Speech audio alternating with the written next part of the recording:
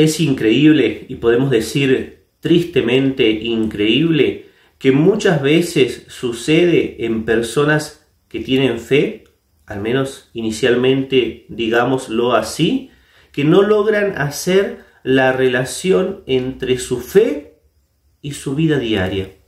Es como que hay una desconexión, y una desconexión que no tiene sentido, porque aquel que tiene fe es iluminado por esa luz misteriosa de la fe, y esa luz tiene la capacidad de mover todo su ser para que actúe en relación a lo que esa fe le está manifestando. Y es increíble, pero se manifiesta mucho en ambientes de personas que podemos llamar de fe, que no responden de acuerdo a lo que su fe les enseña. Y es verdad, en muchos momentos nosotros podemos llegar a decir, el problema principal es que no conocen su fe, es que tienen una ignorancia espantosa. Pero a veces, sin tener esa ignorancia, personas que conocen, que tienen una profundidad mínima en relación a lo que es su fe, no llegan a hacer ese clic, digamos así, a dar ese paso que los lleva a unir esa fe que profesan o que dicen profesar con esa vida que llevan y que no responde perfectamente a la fe que ellos dicen tener. ¿Qué es lo que sucede en ese caso? Y lo primero que tenemos que decir, y tal vez lo más importante, es que realmente no hay fe en ese caso. La fe necesariamente produce sus frutos.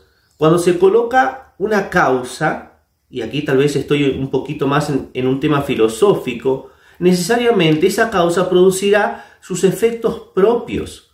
La fe, entre los efectos propios que tiene, es producir en el alma de aquel que cree una valentía que está fuera del orden de lo común. No es osadía simplemente, porque hay personas que por naturaleza son inclinadas a la osadía, también podemos decir a la imprudencia en muchas situaciones. No es eso simplemente, sino que se produce realmente una valentía que responde a una realidad que no está en este mundo. De Juan Pablo II, del Papa San Juan Pablo II, comentó en un momento un cardenal que trabajaba muy de cerca con él y que tuvo contacto con los padres de nuestro instituto, que en situaciones difíciles para la Iglesia, situaciones en las cuales se requería una decisión y una decisión fuerte y que iba a implicar un movimiento grande para abajo, el Papa reunía a sus consejeros y les preguntaba, bueno, ¿ustedes qué opinan en relación a esta situación, a este problema? Entonces cada uno iba hablando, iba dando su opinión, iba comentando lo que le parecía que había que hacer. Y comentaba este cardenal, llamativamente, que en alguna situación sucedió que todos los consejeros respondieron de acuerdo en cuanto a lo que había que hacer. Es decir, todos eran unánimes, no hay otra cosa para hacer que esto. Y después se encontraron con que el Papa había hecho exactamente lo contrario. Y casi que con gracia, este obispo, este cardenal decía, y lo peor es que él acertó, él no se equivocó. ¿Y por qué? Y entonces él hacía la reflexión, era un hombre que caminaba como mirando lo sobrenatural, como mirando más allá, como en otra realidad. En estos días aparecía bastante en el martirologio casos de mártires, de santos, que se determinaron, se destacaron principalmente por su osadía. Y así yo leía el caso de un mártir, un niño, un adolescente que fue condenado a muerte por ser cristiano. Él estaba feliz, estaba dando testimonio de su fe. Fue arrojado a las fieras. Imagínense qué cosa terrible, ser arrojado al anfiteatro para que te coma un animal, para que te mate un animal ahí públicamente, y ese público diabólico, porque estaba influido necesariamente por el diablo. Eso no puede ser un espectáculo jamás para un ser humano. Estaba ahí como esperando ver sangre. Y decía el martirologio que cuando fue arrojada la fiera como que no respondió en el primer momento a lo que se esperaba. Y él, sabiendo que de hecho iba a morir, sabiendo que tenía que dar fe en Cristo, atacó él a la fiera. Eso es una valentía extraordinaria. Está bien, es un caso bien sobrenatural, bien separado de la realidad, pero hay ocasiones en las que uno tiene que hacer actos de valentía y de fe, y que no se dan, y son cosas que no son tan grandes. Se exige una valentía extraordinaria para estar dispuesto a perder el trabajo si tu fe lo exige. Y de eso no se habla mucho, pero es la realidad. O Cristo, o ese trabajo que tal vez te da un poco más de dinero. Y Dios probablemente te pide que pierdas eso. Y hasta capaz que estás económicamente más apretado, con más dificultades, pero tu conciencia está tranquila, porque has respondido a aquel que te ha llamado a vivir para la vida sobrenatural. El padre Leonardo Castellani, estaba leyendo en estos días un texto de él, y encontré ahí en una parte donde habla sobre este tema. Él manifestaba su sorpresa por un grupo de personas que en principio tendrían que vivir su fe de una manera más radical, pero que no lo hacían. Y es llamativo y maravilloso, como lo dice el padre. Él comenta, este grupo son cobardes. Era bien valiente, ciertamente, este sacerdote para escribir. No todos, sino aquellos de los que yo tengo experiencia en su mayoría. La cobardía parece ser la característica general del gremio. Parecería que no debería ser así. Y aquí viene la parte más llamativa, más importante y más bonita. Parecería que no debería ser así, que en el que cree y espera cosas tan grandes, el coraje debería ser su característica.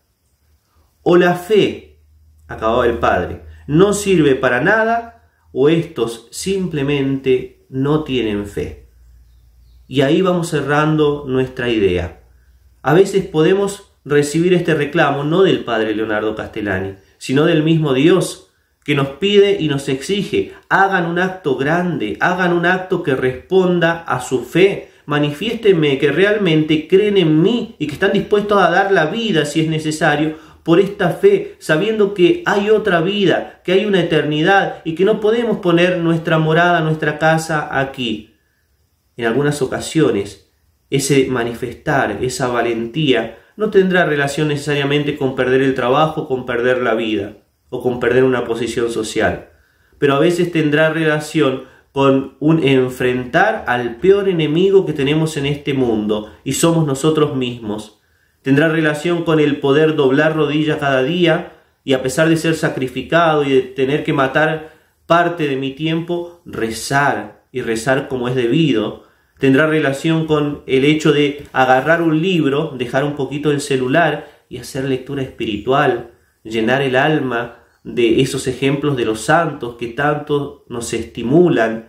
Tendrá relación también con hacer sacrificio. El ayuno no fue abolido, y sin embargo, ¿cuánto se escucha hablar de eso? Y los grandes santos decían que hay dos alas para llegar a la santidad: la oración y la penitencia. Por eso, hagamos como un análisis de cómo estamos en relación a nuestra fe.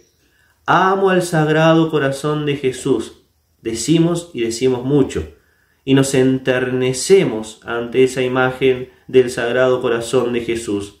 Ese corazón que hoy me enternece y que lo veo tan maravilloso en sus imágenes, es el mismo corazón valiente que un día subió a la cruz y que dejó ser traspasado para dar testimonio de que hay un reino, de que hay un mundo superior, una realidad que vale la pena, que es esa realidad que nos pensó nuestro Dios y esa realidad en la cual está nuestro Dios.